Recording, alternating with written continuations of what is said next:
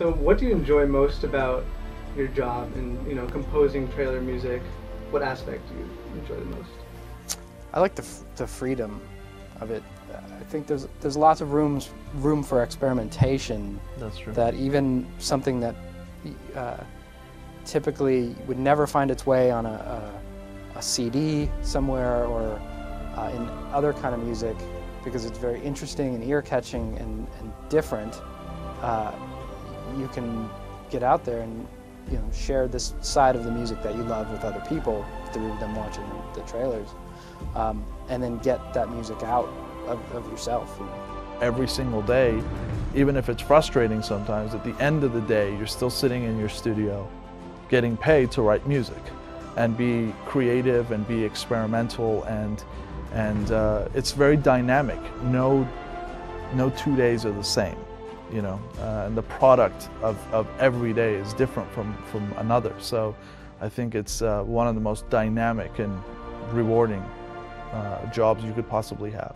There aren't many avenues that you could take elements of all of your favorite music and actually be able to do that. You know, most avenues, like in the pop realm, it's very straightforward. Okay, I'm going to do an R&B song, or I'm going to do a sort of pop punk song, and there's big boundaries there. And you know, if you were writing classical music, there's boundaries there. You wouldn't bring in a giant fuzz bass guitar in the middle of your concerto. So I think there's just wild freedom to do nearly anything you want, as from a musical standpoint, as long as at the end of the day you're still serving the energy of the music and the momentum. And yeah, I think ultimately, you know, the thing is, one side of the freedom is the creative freedom. The other is the schedule freedom. And that is, you know, when we work on a TV show, like we recently finished co-scoring Wolverine and the X-Men. It's a new Marvel show. And that's the kind of situation where they want very filmic, large-scale orchestral music on a weekly basis, and we're talking 22, 23 minutes of music a week. Now, if a composer is flying solo scoring a show like that, you just get punished every week because you have so much music to write. You have no life, you don't see your family. Whereas in trailer music, you know, we have self-imposed deadlines. Of course, unless it's a custom cue situation, and like Michael said, they need something turned around quickly. Considering your success with the Full Tilt series, do you have any plans to cross that boundary into film scoring? I think so. Our intent is to get into all avenues. I mean, we both have a great passion for many other things outside of the trailers. We recently finished scoring Splinter Cell, for example, the next Splinter Cell game that's coming later this year, which was a terrific experience. And we got to record with the Hollywood Studio Symphony at Warner Brothers, and so that was an amazing experience. I know that both Michael and I would love to do more of that. You know, we would love to co-score a television show. You know, personally, I've had a passion for feature films and scoring feature films since childhood. So I know that that's something that I believe Michael as well would love to get into. So I think there's a lot of room for growth into other avenues. How interconnected are the composers throughout the trailer music industry? Do you guys personally know of other composers? We know. We've met or know many of the guys. Yeah, I mean, Paul Denlatier of Audio Machine is a dear friend of ours, going back, you know, better part of 12, 13 years. We actually all worked together at Guitar Center back in the mid-90s. That's where we all started, and that's where we all met. And then we've also recently had the pleasure of meeting the gentleman from Immediate Music and Music Junkies and Riptide Music and X-Ray Dog, and so yeah.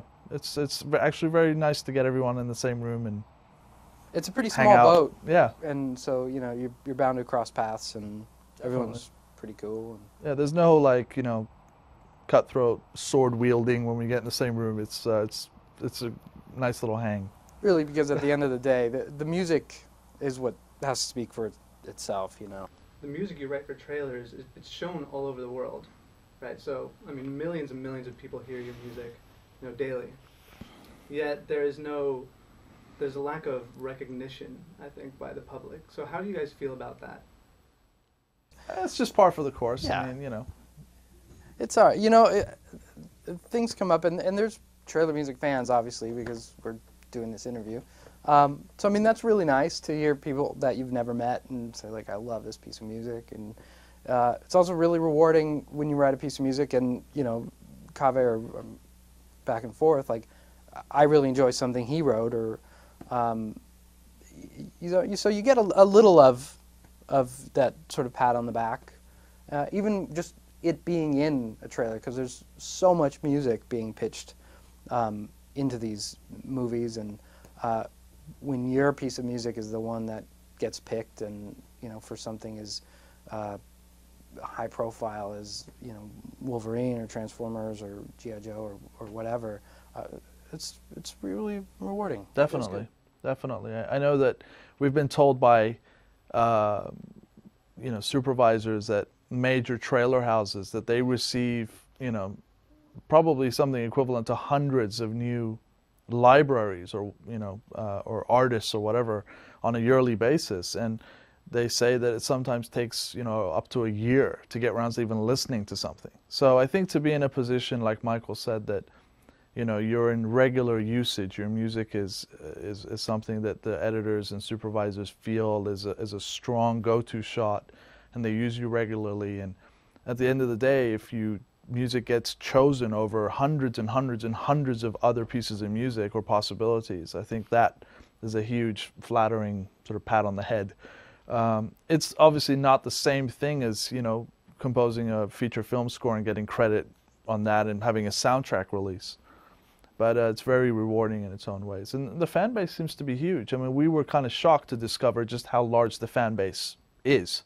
And that it's global, and there's all these forums and you know, and fan sites. It's really, really amazing, and again, very flattering to see that people are enjoying our music, even if it's in the form of a trailer. You know.